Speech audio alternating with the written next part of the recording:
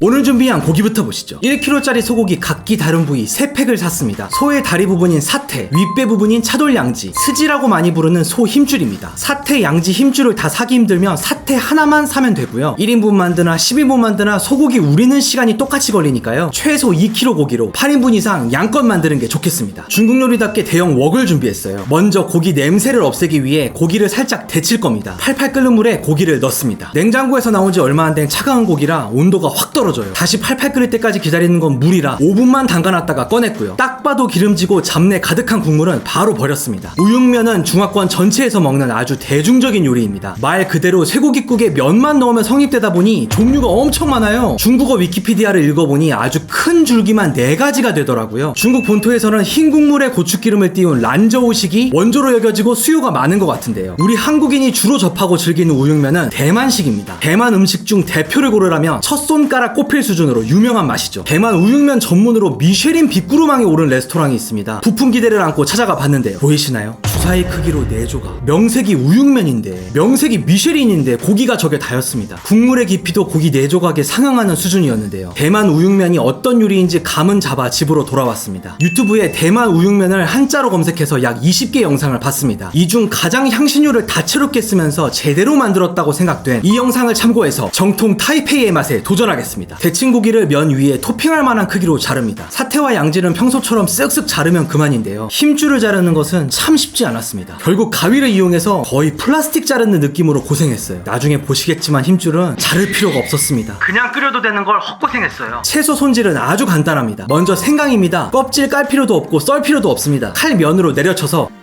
향이 터지게 으깨면 끝이에요. 마늘도 마찬가지로 부셔서 준비하고요. 이건 쪽파입니다. 혹시 대만에는 대파가 잘 없나요? 국물 내는 용도인데 현지 유튜브 영상 보면 다 대파 아닌 쪽파를 쓰더라고요. 묶어서 넣는 게 대만식이라고 해서 따라해봤습니다. 마지막으로 무 반통입니다. 우육면 즐겨 드시는 분들도 무는 좀 낯서실 거예요. 이게 또 대만식의 별미라고 해서 큼지막하게 썰어봤습니다. 이렇게 고기와 채소 손질이 끝났습니다. 중국 요리는 원래 재료 손질이 8알이죠. 현지 요리사들은 강렬한 화력 위에서 5분이만 하는 조리지만 저는 가정용 가스버너 중불로 아주 차분하게 볶아보려고 합니다. 웍이 덜 달궈졌을 때 으깬 생강과 마늘을 넣어서 식용유에 향을 입힐 거예요. 기름 온도가 오르며 자글자글하는 정도가 되면 본격적인 조리 시작입니다. 지금부터 나올 모든 재료는 쇼핑 사이트 검색하면 살 수 있어요. 말린 홍고추입니다. 꼭지 부분은 자르고 씨 뺄 필요 없이 그대로 넣습니다. 후추입니다. 순후추 말고 통후추로 약간 넣고요. 중국 요리에 절대 빠질 수 없는 팔각입니다. 별 모양 한 개로 고기 1kg는 커버할 수 있어요. 모처럼 생긴 정향입니다. 클로브라고 유럽에서도 많이 쓰는 향신료죠. 화자오입니다. 마라탕의 얼얼한 맛이 이거예요. 이게 들어가면서 베트남 쌀국수와는 완전히 다른 음식이 됩니다. 월계수 잎은 친숙하시죠? 큰 잎으로 3장 넣고요. 역시 친숙한 계피입니다. 하지만 시나몬 가루가 친숙하지 계피 조각은 저도 처음 써봐요. 그리고 제주도에서 올라온 말린 귤껍질 진피입니다. 진피도 이번 요리 때문에 처음 사본 재료입니다. 서양 요리에 레몬 제스트 같은 역할을 할 것 같아요. 이렇게 모든 향신료를 다 넣었습니다. 잘 저으면서 기름에 계속 향을 입혔습니다. 지금 여러분께서 무슨 마음이실지 잘 압니다. 저 향신료를 어떻게 다 사나? 말도 안 된다 생각하셨죠? 오향분이라는 가루가 있습니다. 이거 1,000원이거든요. 오향분의 5 중 4가 팔각, 정향, 화자오, 계피예요. 야매이긴 하지만 오향분 2-3숟갈을 넣는 것만으로 얼추 대체된다 합니다. 대만 우육면 맛의 핵심인 두반장입니다. 이건 대체 없이 빼박 사셔야 해요. 짜장에 춘장도 볶듯이 두반장도 볶으면 맛있다고 합니다. 이것은 빙탕이라고 하는 중국 설탕입니다. 그냥 백설탕 넣어도 되는데 이왕 정통 레시피를 재현하는 거 이것까지 사봤습니다. 캔디처럼 구슬처럼 생겨서 예쁘더라고요. 진간장을 충분히 넣고 색을 내는 진한 간장, 노추도 넣습니다. 노추가 없다면 일반 간장을 2번 넣어도 맛에 문제 없어요. 역시 중국 요리의 필수품 황주가 마지막 재료입니다. 황주는 소주나 청주로 대체할 수 있어요. 검은색 물이 막 끓어오르니까 중국 요리 하는 느낌이 확 나죠. 자세한 레시피 계량은 영상 정보란에 남겨놓겠습니다. 이제 고기를 쏟아 넣고 골고루 볶습니다. 육식맨 컨텐츠 역사상 가장 많은 재료가 들어간 것 같네요. 향신료를 너무 많이 넣어서 저걸 어떻게 먹나 하셨을지도 모르겠어요. 하지만 이렇게 고기를 넣고 잘 섞고 나니 빛깔이 너무 좋지 않나요? 이대로 그냥 먹어도 맛있을 것 같은 비주얼입니다. 물론 속은 아직 생고기입니다. 고기를 어느 정도 볶았으니 이제 웍은 퇴장하고 곰소트로 이사를 하겠습니다. 고기 위에 묶은 쪽파와 물을 올리면 드디어 세팅 완료입니다. 물은 4리터를 넣었습니다. 이 정도면 국물을 되게 진하게 내는 수준이었고요. 5리터 넣으면 시판 정도 될 것 같아요. 고기가 끓으면서 올라오는 거품과 기름을 제거하면서 보글보글한 정도로 3시간을 끓이겠습니다. 오늘도 엄선한 음악과 함께 완성합니다. 함께 보시죠.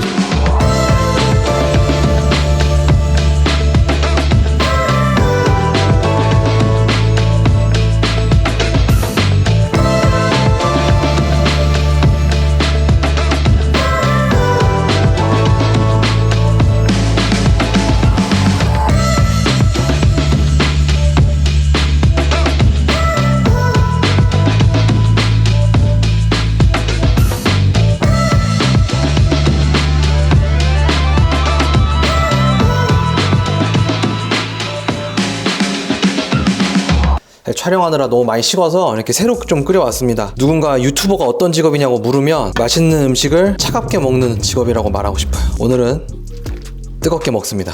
야, 이거는 뭐 2만원에 팔아도 할 말 없다. 이거 쪽파 아까처럼 예쁘게 아니라 그냥 막 뿌립니다. 갑니다. 고기를 먼저 먹는 게 예일까요? 면을 먼저 먹는 게 예일까요? 고기부터 가야겠다.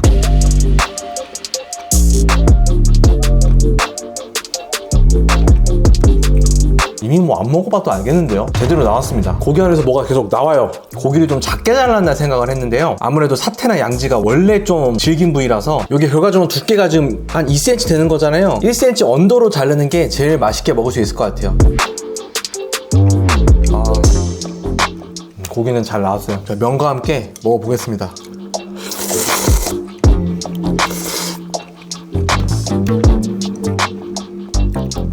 오케이. 됐네.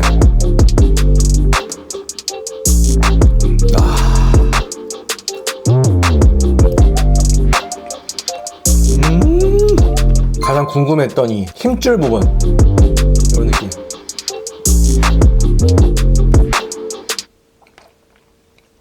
힘줄 실속 사건. 와, 이빨도 아니라 혀로 누르는 힘으로 입안에서 사라져 버리네요. 든든하네. 제 채널 보시는 분들 아시다시피 저는 향신료에 대해서 가리는 게 하나도 없거든요. 되게 기대를 많이 했어요. 향신료 맛이 되게 셀 거라 느꼈는데 생각보다 세지 않아요. 입맛이 좀 덜 맞는다 하실 수는 있어도 40대 이하 분들은 이거를 향신료 때문에 이거가 호불호일 수는 없다. 이게 색깔이 되게 검어 보이지만 뉘앙스는 전반적으로 좀 맑은 탕의 느낌이에요. 빙탕이라는 설탕을 꽤 넣는데도 달달한 느낌은 딱히 없어요. 고기 본연의 맛이 잘 살아있는데 산뜻한 국, 무를 반 통이나 넣었잖아요. 그게 되게 커요. 맛있는 소고기 묵국 있죠. 소고기 묵국 플러스 간장 플러스 향신료, 약간 이런 맛인데 소고기 묵국을 굉장히 진하게 맛있게 끓였다는 거, 이 향신의 느낌들이 생각보다 이 변화폭이 크다는 거, 이걸 좀 감안하셔서 좀 상상을 하시면 이 맛이 좀 떠오르실 것 같아요. 제 입맛에 맞느냐? 그러면 저는 베트남 쌀국수보다 훨씬 좋습니다. 내가 기대하는 아시아 고기면 딱 이런 느낌.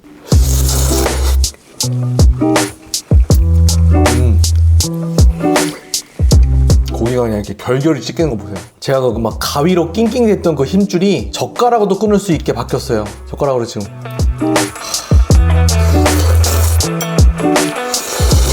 대만의 별미라는 이 무, 반찬으로 한번 먹어보겠습니다.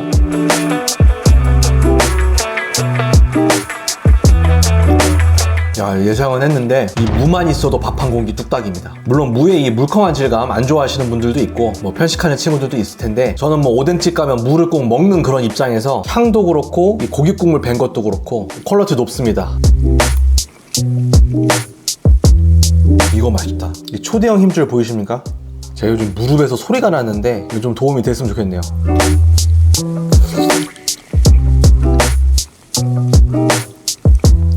크림 먹는 것 같아요. 고추기름 한번 넣어서 먹어볼게요. 오뚜기 고추맛 기름 시판 제품입니다. 이렇게 살짝 뿌리더라고. 이렇게 이런 느낌으로 한국인 눈으로는 되게 좋아 보이거든요.